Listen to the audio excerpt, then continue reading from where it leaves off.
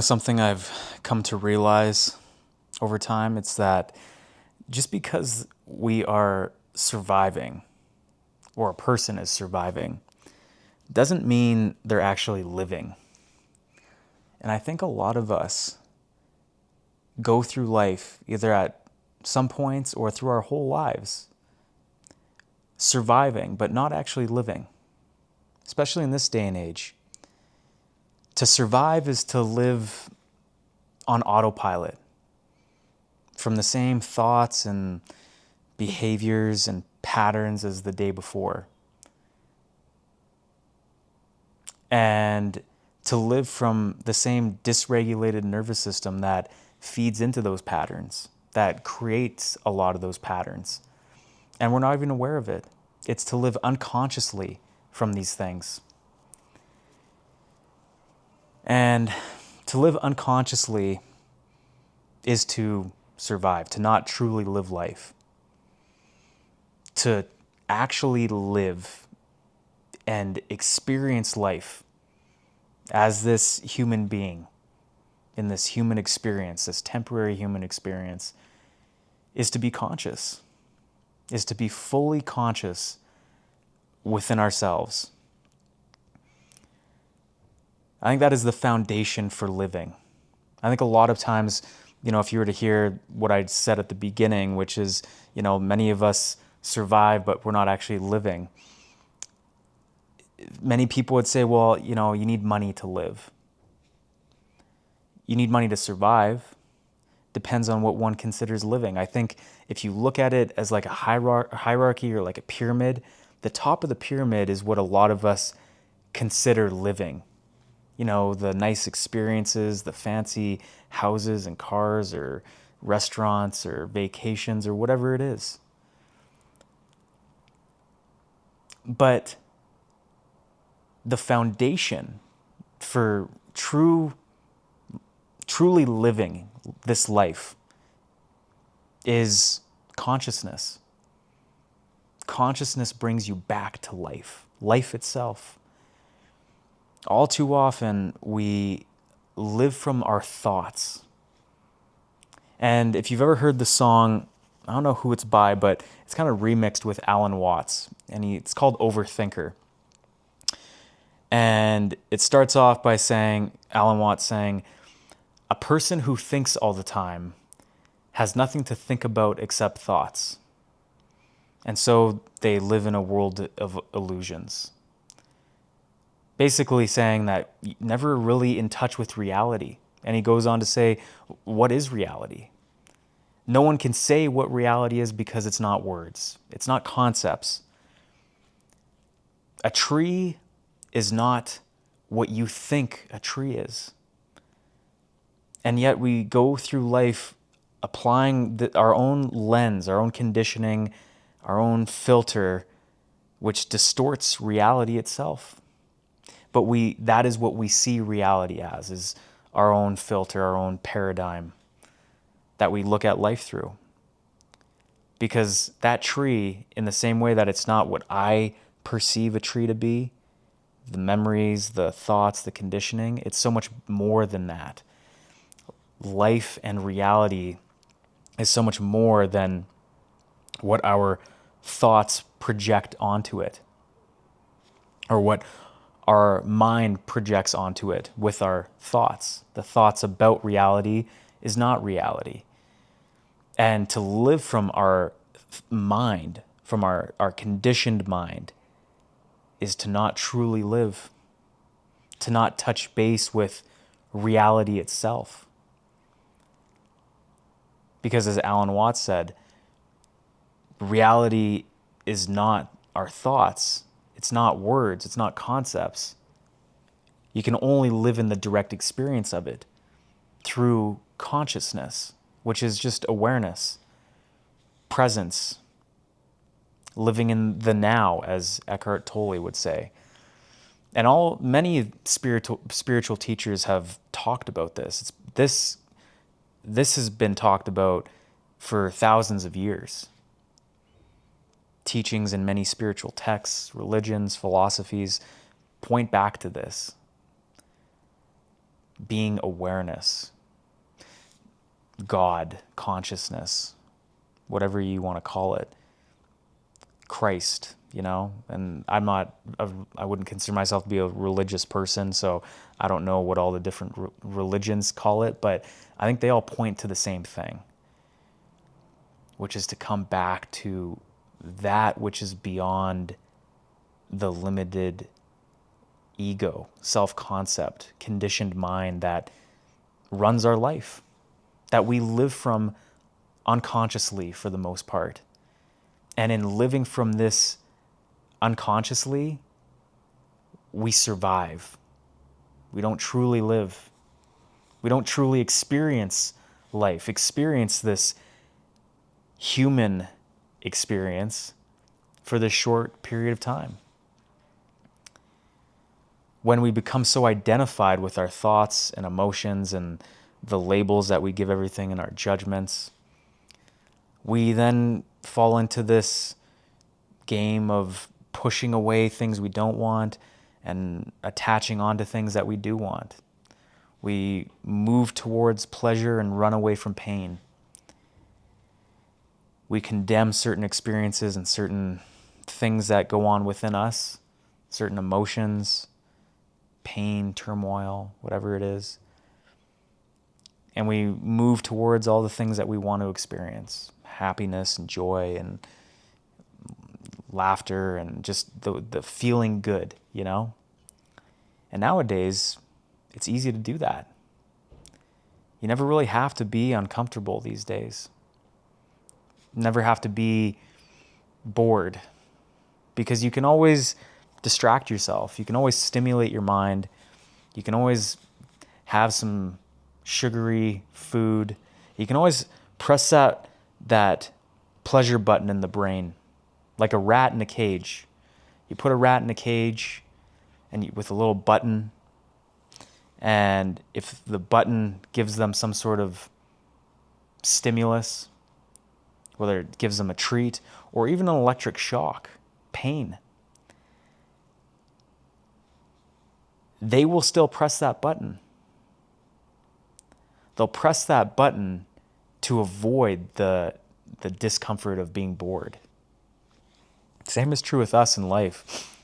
We press that button to distract, to numb, to soothe ourselves, to escape the human experience.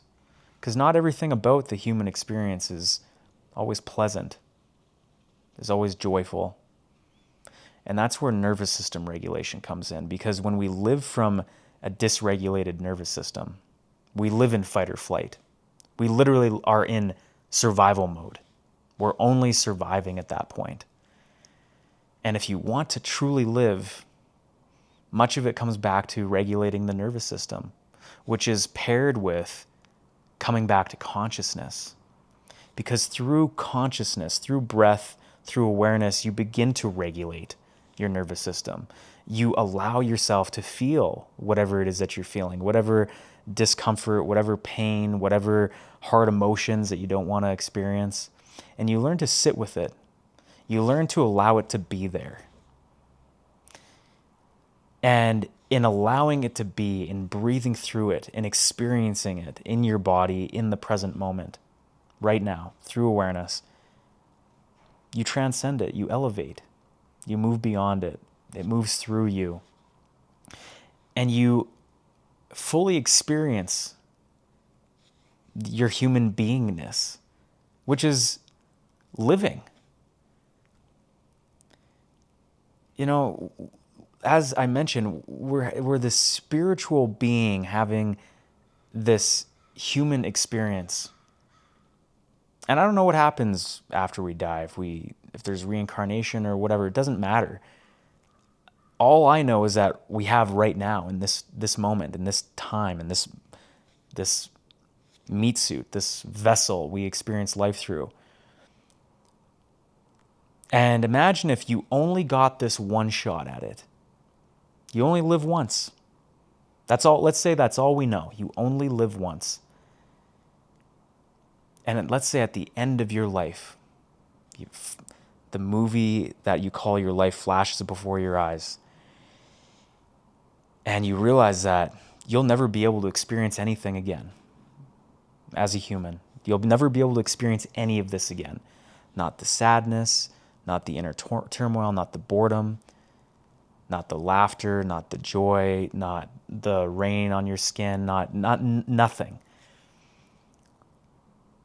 Knowing that, if you could go back in time, would you still run away from certain experiences?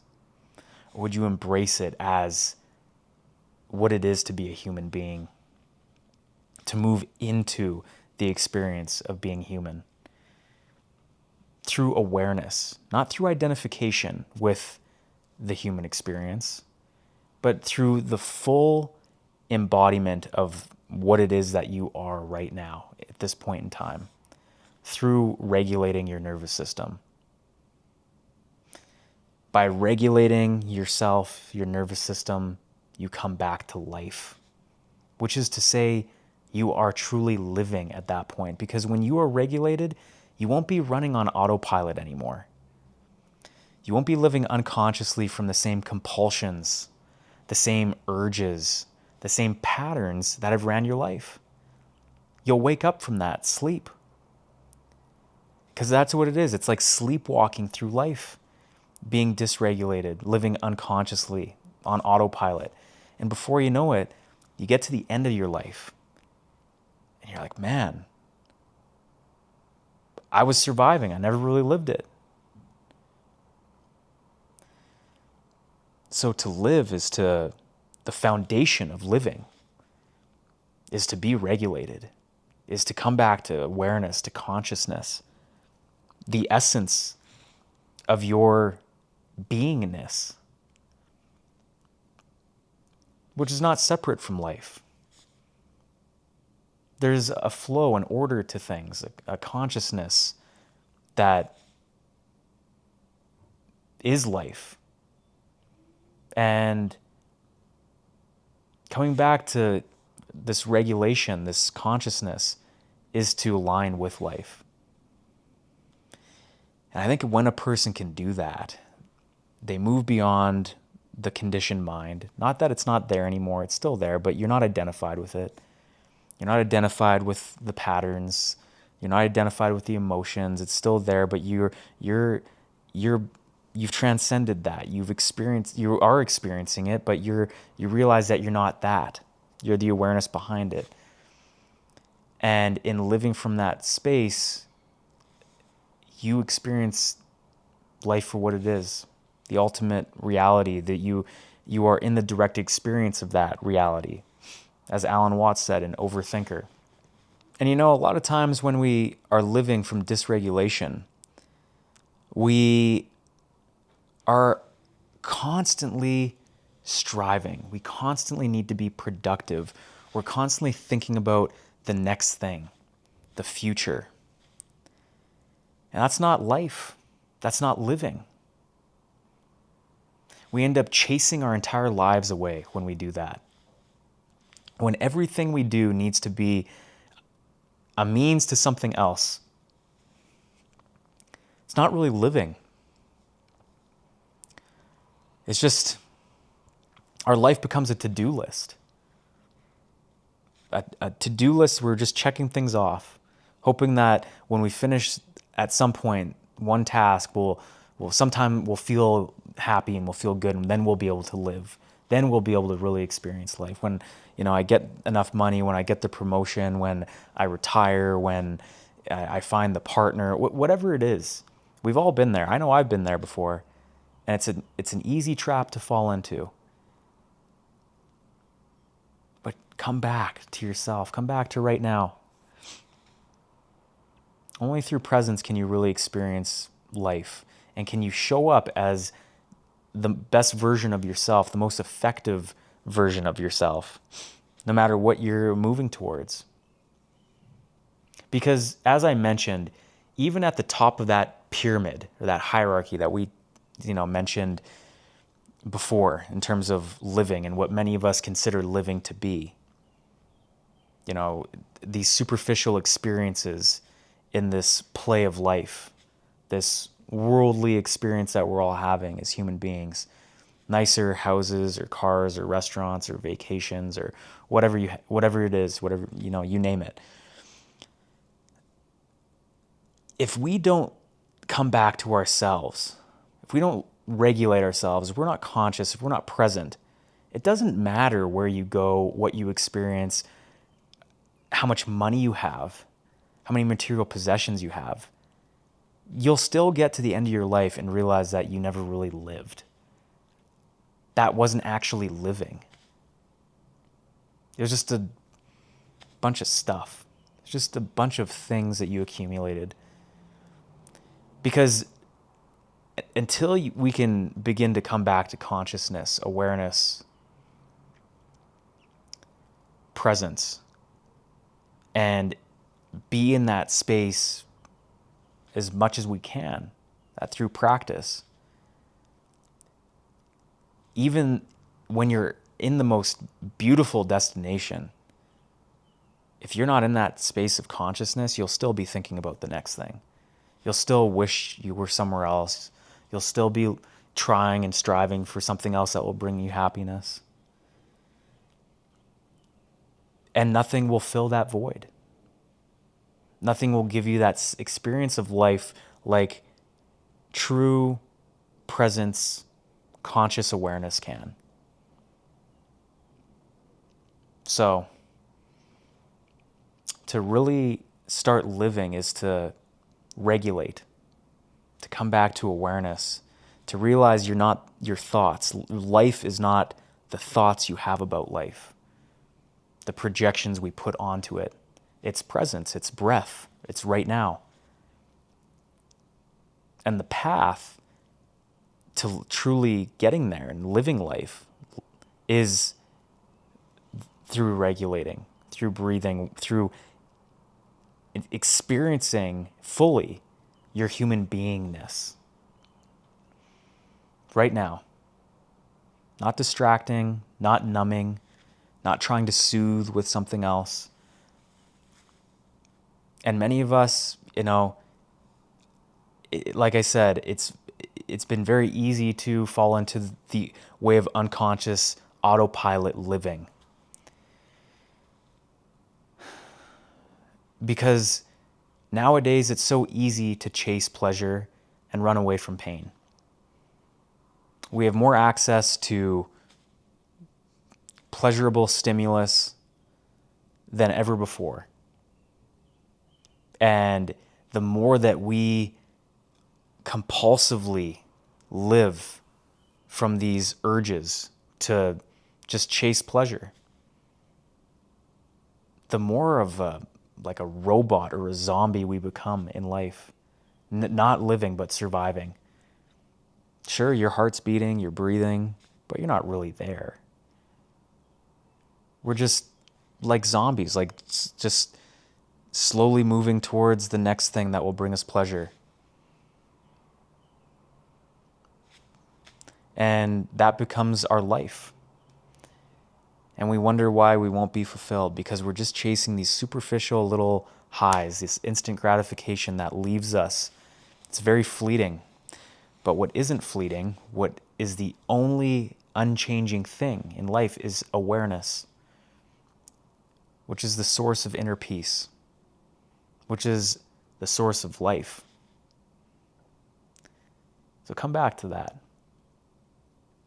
Regulate yourself. And you will start living rather than surviving. So I hope this helps, and I'll see you in the next video.